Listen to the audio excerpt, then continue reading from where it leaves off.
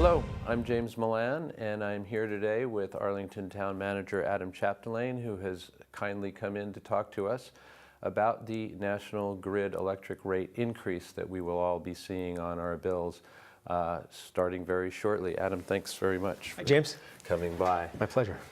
So I wanted to start off by talking about the bigger picture here, why we're going to be getting what is widely reported as about an average 37% increase in our electricity bills, basically.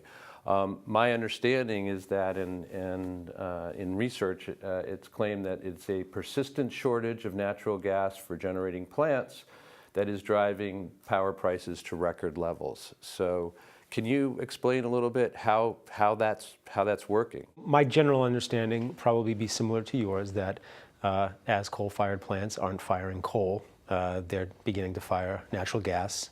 And as pipelines aren't being expanded, there's less natural gas coming into the region. And as liquefied natural gas facilities aren't being brought online along the East Coast, there's another sort of way that natural gas could get here that's not being built out. So I think it is driving a shortage in available natural gas for both the plants to burn and then your residential customer or business customer to burn. So there's a lot of good reasons why some of those things shouldn't happen, and I think there's a lot of good reasons why it pushes us to try to expand renewable resources so that we can take some of the pressure off natural gas prices.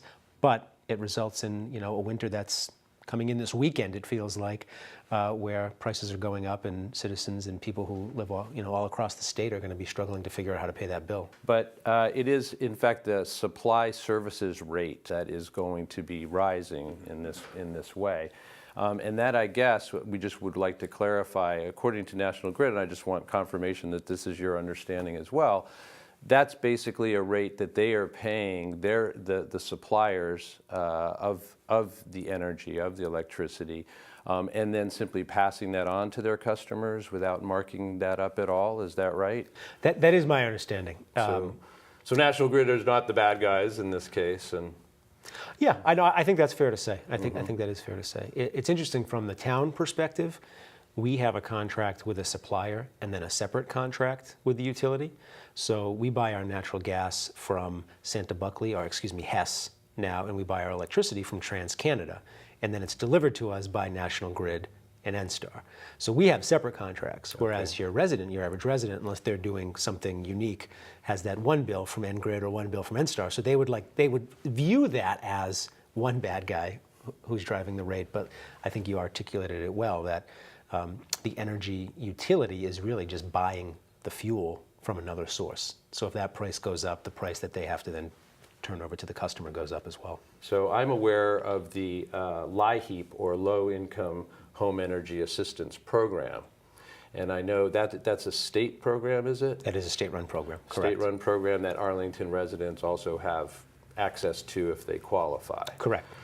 And that qualification for that program depends mostly on income, is that correct?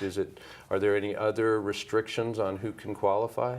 So yeah, my understanding is it's a straight income-based program, and to qualify you have to make 60% of the state median income based on your household size. Okay. So that's the metric you have to meet. And though it's a state program, and the state used to provide a person in Arlington to facilitate or manage that program, when funding was cut back several years ago, I believe in 2011, that person was removed. So the Arlington Department of Health and Human Services now manages that state program, actually through the Council on Aging. And the figures that I've researched and seen is that the qualification would be a one-person household about $32,000, two-person household about $42,000, three-person about $52,000, and then it kind of goes on from there.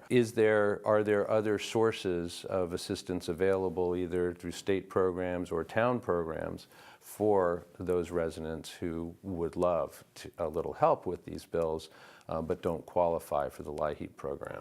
So I'll start with saying there is an Arlington Fuel Assistance Program that is specific to Arlington, and it's donation-driven. And it isn't so much for people who don't qualify for the LIHEAP program, but rather for people where the LIHEAP program doesn't go far enough to cover their bills. So they can also apply through Health and Human Services and qualify for between $200 to $400, which what Health and Human Services told me usually can get somebody who is in need to the end of a winter. So at the tail end of the season, if LIHEAP hasn't covered the bills, the Arlington Fuel Assistance Program may take care of what's remaining.